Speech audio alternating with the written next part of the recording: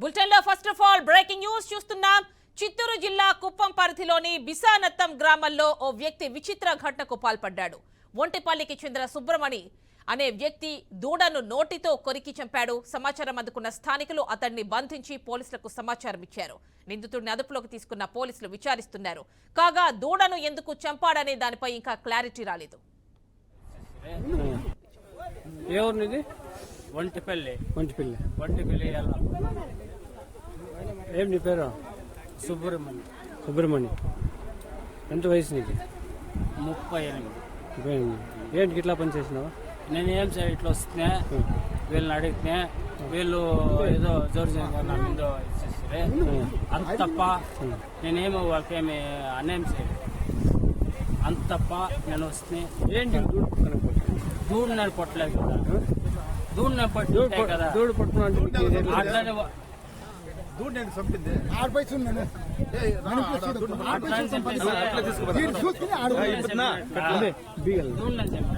Side case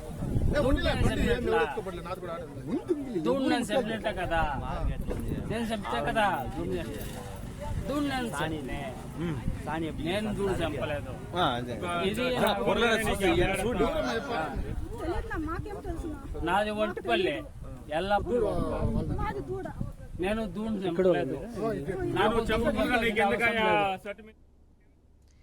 Chittoor జిల్లా కుప్పం పరిధిలోని బిసానత్తం గ్రామంలో ఓ వ్యక్తి విచిత్ర ఘటనకు పాల్పడ్డాడు. ఒంటిపల్లికి చెందిన సుబ్రమణి అనే వ్యక్తి దూడను నోటితో కొరికి చంపాడు. సమాచారం అందుకున్న స్థానికులు అతన్ని బంధించి పోలీసులకు సమాచారం ఇచ్చారు. నిందితుడిని అదుపులోకి తీసుకున్న పోలీసులు విచారిస్తున్నారు. పూర్తి డీటెయిల్స్ మా కరెస్పాండెంట్ గోపి అందిస్తారు. గోపి, చెప్పండి.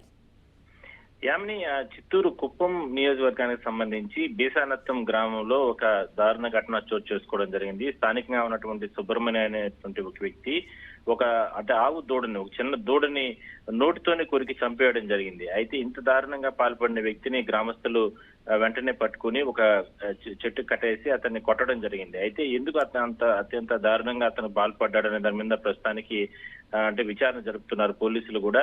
అంటే అతనికి మత్స్యస్థిమితం లేదా, లేదంటే ఇంకేదైనా మద్యం మత్తులో, లేదంటే గంజాయి, లేదంటే ఏదైనా మార్గ ద్రవ్యాలు తీసుకుని ఈ రకంగా దారుణానికి పాల్పడ్డాడా, లేదా రకరకాల కారణాల పైన పోలీసులు అయితే విచారణ జరుపుతున్నారు. ప్రస్తుతానికి అయితే అతన్ని ఆసుపత్రికి తరలించే ప్రయత్నం అయితే చేస్తున్నారు.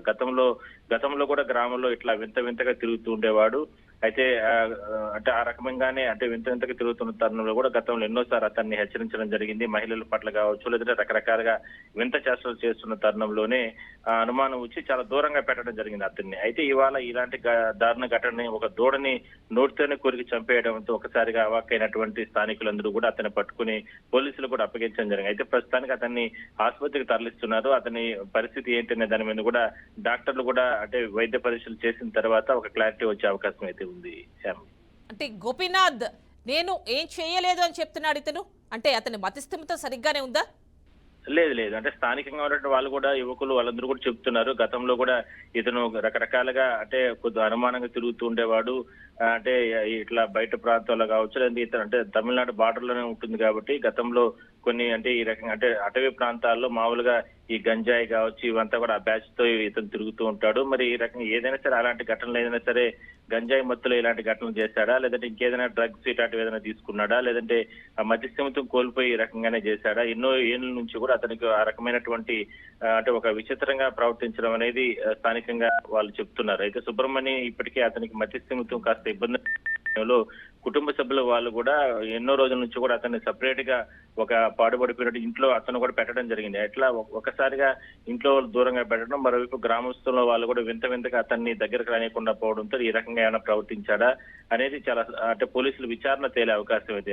అయితే ఒక దూడన్ అనేది నోటితో చంపడం అనేది ఇది ఒక ఘటనగానే మనం చెప్పొచ్చు. Right Gopinath, thank you.